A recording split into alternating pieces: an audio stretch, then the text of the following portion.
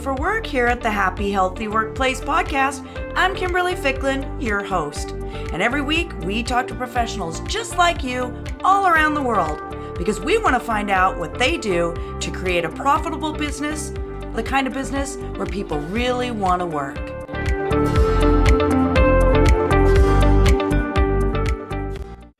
So today we're talking to Carl Goff. Carl is the founder of MeetMagic.org. MeetMagic offers altruistic business meetings for business leaders and digital transformation suppliers in an online platform. MeetMagic is a for-purpose enterprise delivering positive social, cultural, and environmental impact by donating 50% of their consulting fees directly to charities after each meeting. Helping charities fundraise by connecting business leaders for coffee with innovative technology companies. And you know me, I'm going to name drop. Some of Carl's clients are Dell SecureWorks and Global Cloud Exchange.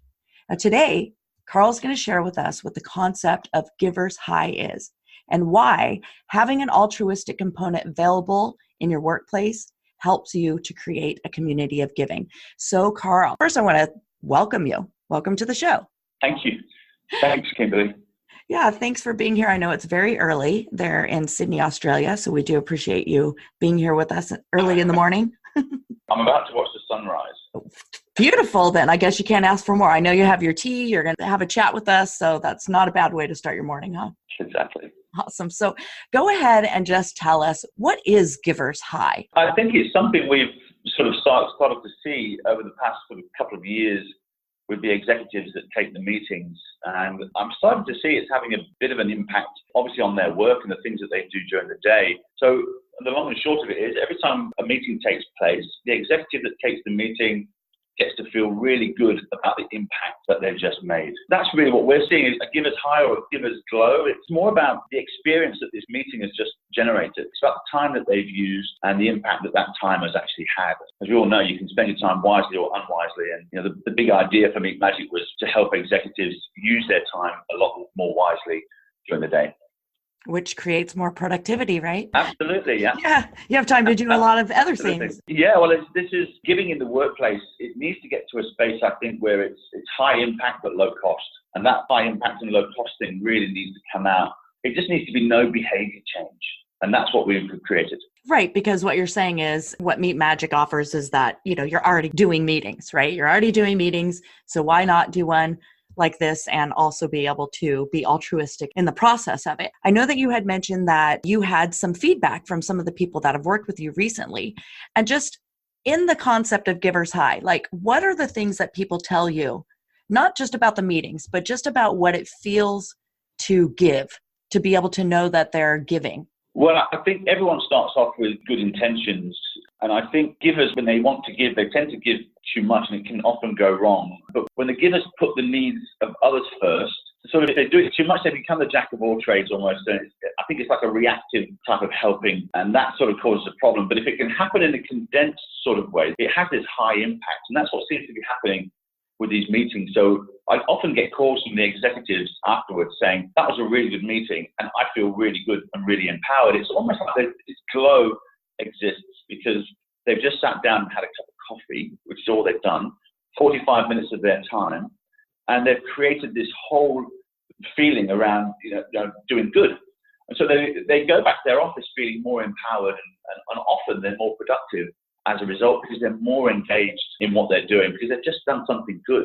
So that's one of the feedbacks that we're getting, which seems to be resonating. It seems to be almost every meeting, this sort of feeling happens. And when I ask the execs for quotes, it's very simple and very easy for them to give me a quote. We've had some of the biggest executives in the country. I think Peter Allen, who's the CEO, you might know Westfield Shopping Centres. Well, Peter Allen is the CEO of the company called Centre Group, which operates in here. He basically turned around and said, what a wonderful idea to combine business and philanthropy. That's typically the feeling that we get from the execs, and that's great for business. It's great for everybody, right? Because even, if you've got a happy executive, you've got a happy workplace. Exactly. It's pretty much that simple because that's why we talk about what we talk about here on the show is that, we're trying to affect change from the top level. Right. And so if everybody in the workplace sees that the altruistic spirit of the executives, then of course they're going to feel like it's a giving place, right? And then Right. As well, what if the additional space productivity that the executives are able to gain back, that they are able to put some type of a program in place where as well their employees could then get givers high and giving some type of a program or doing something, right? You're speaking my language completely, Kimberly, because often we get asked the question, what could we give our employees to get them better engaged, to perform better? And this is ultimately, how do you engage your employees with the purpose that you have as a business? And that really is what motivates and drives the employees. So we think leaders are currently looking for new things to try. Like I mentioned before, things can go wrong when you give too much. So you need to sort of somehow condense that giving. But once you've engaged with that purpose, that's where your values kick in and the employees are really empowered. So we're starting to see that every MeetMagic meeting that takes place, we're starting to see that empowerment is there. And I get it from the PAs and the EAs when we ask for approval, for example, to put something on LinkedIn or approval to put a quote up. It's absolutely, Carl, no problem. There is never any question of doubt that they would not want to have it up there because it makes them feel good. It makes them feel happy about what they're doing. And we all know when you're helping other human beings, you typically tend to feel good about that. But it's how you do it, I think, that's really important. And how often you do it is also pretty important as well. Yeah, I would agree with that. Definitely consistency, because so you do something one time, it makes you feel good, but then you get right back into the rut of things and you don't do it anymore and you don't get that good feeling. I wanted to bring up or actually go back to the focus part, right? Where because when I've spoken to other companies, just last episode, we spoke with Nathalie at Pacific Perks, and she has a You've Got Perked campaign. And it's a very specific campaign. It's only one way. Now, I don't want to say that like it's only one way and it's limited. It's one way that her employees can give back within the company, right? But it's not 40 different ways. It's not we're going to do a food drive and now we're going to collect cans and then we're going to go out and pick up trash, and you know what I mean? So that it's more of a structured, focused type of giving program that everybody knows the rules to and everybody can get in there and do it really easily. So I think that you bringing up focus makes sense because we can focus on too many things at one time and then they're really not that effective. Right. Yeah. This is a very important point because when I mentioned before, how do we create an experience that engages the employee? And it's really about time and pacing yourself. I think there was some experiment done recently where they gave two different types of execs or groups of executives two different things to do. One of them was giving, I think, money to people once a day for a week. And so sort of random acts of kindness. So your job is to go and make one person happy every day for a week. And then the second group of people had to give 5 times in one day. Now, you would assume that those that were giving every single day for a week would feel a little bit more, you think it was more reliable as a way to lift the spirit. Mm-hmm. But you're wrong. It's actually not. That condensed impact of giving, 5 people in one day actually made these people, the executives, feel way more alive and more engaged as a result because it was just high impact. They actually felt like they'd made a attributable difference in one particular day. Now, what that also did was it freed up their time to do other things. So what you get, like I mentioned before, all these good intentions of giving can often go wrong when we give too much. And we become jack of all trades, and it's sort of a reactive helping of people that sort of drains our energy. Well, when you're proactive, that proactive giving of time, that can be energizing. That can sort of tapping into their own intentions or their own things that they really love to do. They feel less stressed and they have a bigger impact at work as a result. That focus is really important, I think. Yeah. And you brought up another interesting point, which is, if you're doing something every day, say you make a commitment to do some random act of kindness every day. What did you guess that we as human beings would eventually put it on our to-do list? And it would just be a chore, like you said, and create additional daily stress because now, I said I was going to do this every day, but now today I can't. I'm not really able to do it. Do you get what I'm saying? But yeah, instead, like you said, one thing that makes a grand impact and you do that thing often, but not daily, right? Because again, it becomes something it takes away from. Yeah, absolutely, totally. Proactive giving is really, and this is why we often have executives nominate the last Friday of every month to take a meeting, and they book it in 12 months in advance to say, yep, Carl, I'm going to do my MeetMagic meeting on the last Friday of the month at 10 a.m. And they pledge that 1 hour of time to do some good. And they've often got their own charity that they support. So they know that once a month, they're going to sit down, they're going to have a cup of coffee with a new company. It might be a cybersecurity company. It might be, some software as a service. It could be anything that helps them with their business and transformation. And that's their thing. And they know that over the course of the year, those 12 meetings have impacted that particular charity quite a lot. So it's really that proactive giving really energizes. I did this with my 16-year-old daughter. She's in year 11 here. And once a fortnight, I'll give her $50 and I'll say, here you go and give that to somebody that deserves it. She'll go and find somebody on the street and she'll sit down with a homeless person and their dogs and have a cup of tea with them. And she does that once a fortnight, and that makes her feel energized as a result. So if it happens to 16-year-old kids, you can probably assume it's going to happen to 50-year-old execs. Yeah, and because it is about giving too. I have a friend named Yasmin who tells a story not unsimilar to the one you just told with your daughter, where he was visiting with some friends who had a young daughter. I don't remember her age. And she was selling Girl Scout cookies. And the last day that he was there, I probably am not going to tell this perfectly, but sorry, Yasmin, if you're listening. But the last day he was there, they came to the breakfast table and she was not in a very good mood. He asked her why, and she said something to the effect of, she said, I had to sell all these Girl Scout cookies. At this point, he had this idea to just buy some boxes of cookies from her. And when he did, he bought them, and then he told her he wanted her to go out and give them as gifts. And then totally lifted her. So it was a completely different thing now. And because it really wasn't about the money, it was that, she had to go out and sell something. She didn't really like that energy. But the minute that he turned it into a different energy, which was giving, then she just was excited and went out. And she had, I think, if I remember the story correctly, is that she went out and gave boxes for other people to give as well. And so he tells that story a lot. And I think it's important because it does go back to that, giving spirit and not focusing on like sales, because like in MeetMagic, that's what's happening. You're having a meeting, right?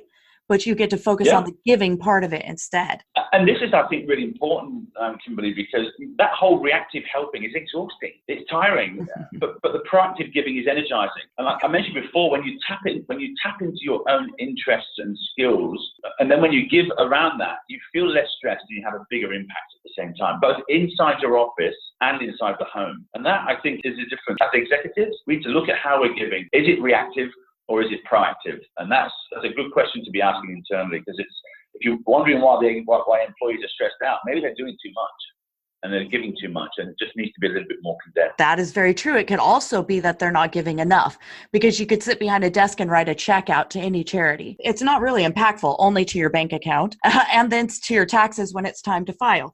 But other than that, I don't think personally, I don't know, somebody could correct me if I'm wrong, that writing out that check is going to give you the same feeling as, doing something that's interactive with another person. Yeah, it's not, and I get executives telling me, why would I take a meeting? I can just write a check. And I had one yesterday, and I said, well, that's not the same thing. It's just not the same thing. You won't get the same feeling. And I think, Kimberly, the business models, the canvas around business models are changing completely. I mentioned before about engaging purpose, and that sort of empowers employees.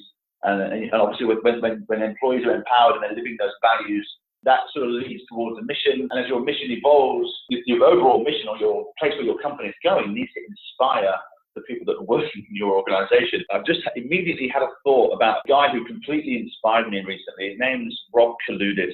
And Rob is just a remarkable human being. He used to own a company which was a stock market trading company, and he sold it for many, many millions of dollars. And he set up a new one.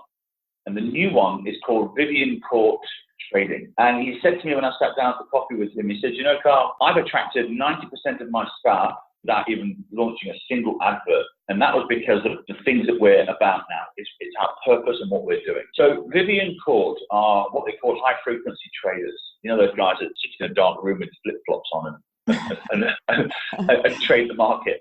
But these guys are super smart, super switched on, but they're often younger millennials, and they all came to Rob and said, I want to work for you because I know your background and mission. So what Rob did with this company is he set the business up without shareholders. And he said to me that shareholders drive the wrong behavior inside a company, because that behavior that they're driven is all profit-driven, it's not purpose-led. Mm-hmm. So what he did instead was he set up a charitable trust as the overarching thing around the company, and started the business. And so all of a sudden he's trading and making money. Now this money comes in, the profits come in, goes into the charitable trust, and then gets disseminated to the charities that they're supporting around the region, and then back to the staff as bonuses. So of course they're traders, they make money.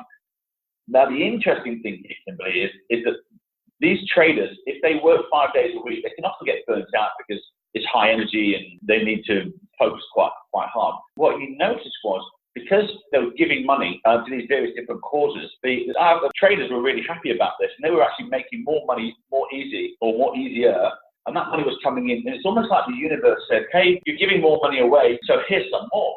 And so all of a sudden, this cycle of money, and these traders were making exactly the same amount of money in 4 days as they were in 5 days. And so Rob did this wonderful thing. He said, I'm going to give you guys a 4-day work week instead of a 5-day work week. So you can now have 3 days with your family and not 2. And he worked out the cost of actually doing that was 20% less than having people work 5 days a week and having to pay for sick leave and time off and so on. So all of a sudden, he's got this business model that's making more money with less time and more engaged and happy staff. Why we're not all doing that today is beyond me. I don't know. That's what we're doing here, Carl. We're calling people out like, really? These things really can't be done. I know I say it all the time. This is why I have this podcast, is because, man, I've had some crappy jobs in the past with some really crappy bosses. But what I want everybody to know is that there are amazing places doing amazing things. And you just really have to look for it if that's what you want, right? If that's what you want to go work for, then you just have to look for the people who are doing amazing things, like focused fundraising. Absolutely. As one thing, it can be anything. I mean, you find what you're truly passionate about and you can find that inside the company.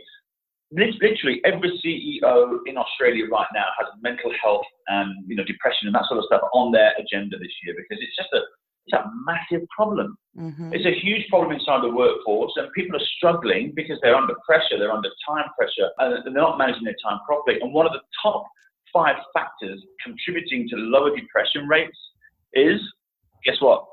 What? Giving to our neighbors and our communities. So why would you as a CEO not advocate that every single one of your staff is able and open now to be able to do something that really resonates with them, not what resonates with you? That's the $1 million question. I don't know if you heard, but the World Health Organization just came out with a report that said that officially now burnout is a real thing. Burnout is a real thing.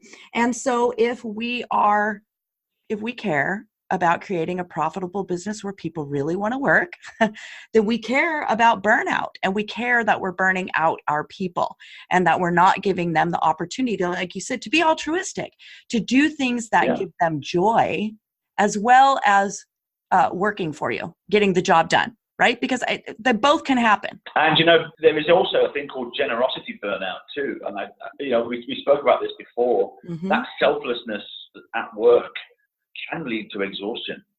Mm-hmm. I think people, if they do too much and they want to help too many people without focus, it really can help that it can burn them out. They really need to learn how to share their time and expertise more effectively. And I know we look at those different groups of people that are doing things. You might be an expert sharing your knowledge. You might be a coach that's teaching skills. You might be a mentor that's giving advice or guidance. You might be a connector like me that's making introductions, or you might be an extra miler. And those extra milers, they're the ones that tend to show up early, they stay late, and they do volunteering and so on. And whichever group you're in, you need to focus on what's really important to you and focus your time at work around that as well, because that is what beats the burnout.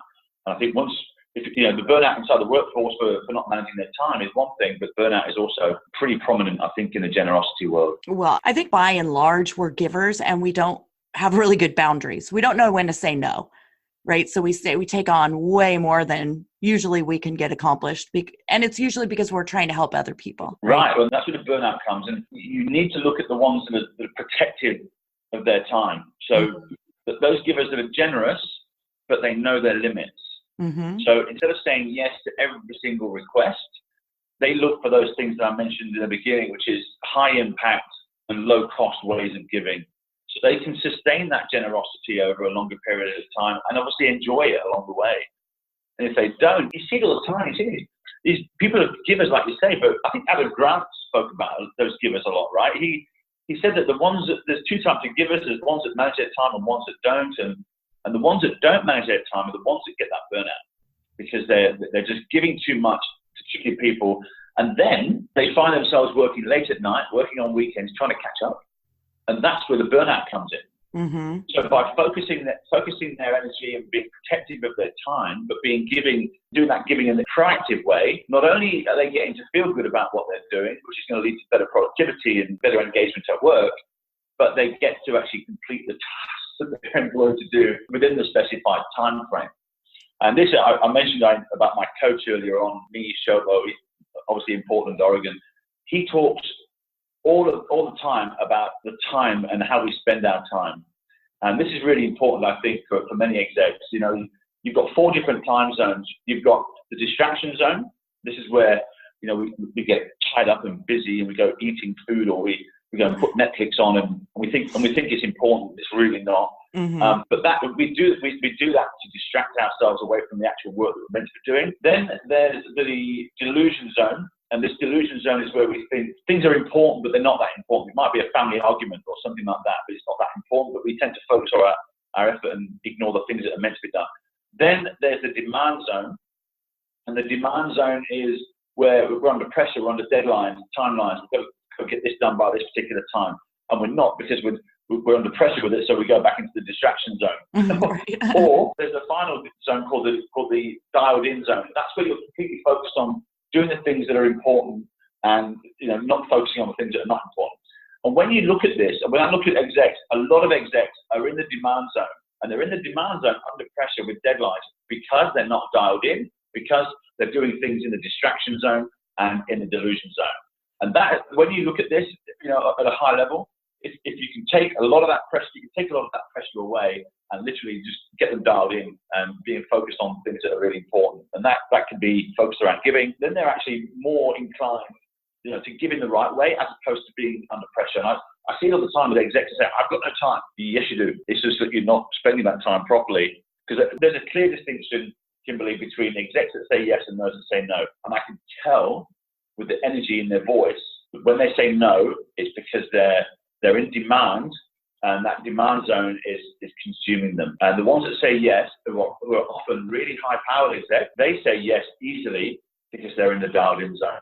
Mm-hmm. And that dialed-in zone is really, you know, they're getting stuff done, and they're focused around getting just the important things done. And that's why they're free to be able to give their time. It's very curious, but it's really interesting to look at. Yeah, well, it just goes back to what I said before, which is when you have less things demanding your time, then you have more time to do the things that you love and make you feel good. Exactly. Yeah. Don't be a jack of all trades and stuck with lots of pain. It's be a bit more focused around it.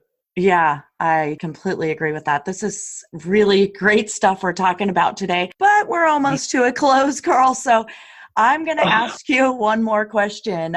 Is there anything that you think needed to be said today that we did not say? I think there's a fundamental shift happening. You know, we mentioned about these business models around engaging your staff with purpose and empowering them to live the values and go towards that mission or that vision that inspires. I think we're starting to see the emergence of that. I think we're starting to see executives start to live with more purpose. It's less egotistical. I think we're starting to see the emergence of the Millennials and the Zers that are coming into the marketplace. And these people care. And they're more likely to work for you if you're doing something good and have an opportunity to do good inside the workplace than if you just give them a high-fat salary. And, you know, I think for me, if they can prioritize their requests on their time and only say yes to MeetMagic or only say yes to the things that are important, and then they can give in ways that play to their strengths. And that's going to allow them to distribute their giving load a lot more evenly. I think that's just some of the 3 things that really stand out for me at the moment. Completely agreed and very well said. So We really could probably be on this chat forever and ever, but it is time to close. So I want to thank you so much, Carl, for coming on and talking to us today about Giver's Glow and many more other things that we talked about today. You can find more information about Carl and MeetMagic.org in the show notes, so be sure to check those show notes out. And again, thanks so much for being here with us today, Carl, and sharing with us all the wonderful things you know. Kimberly, bless you, and thank you for the opportunity.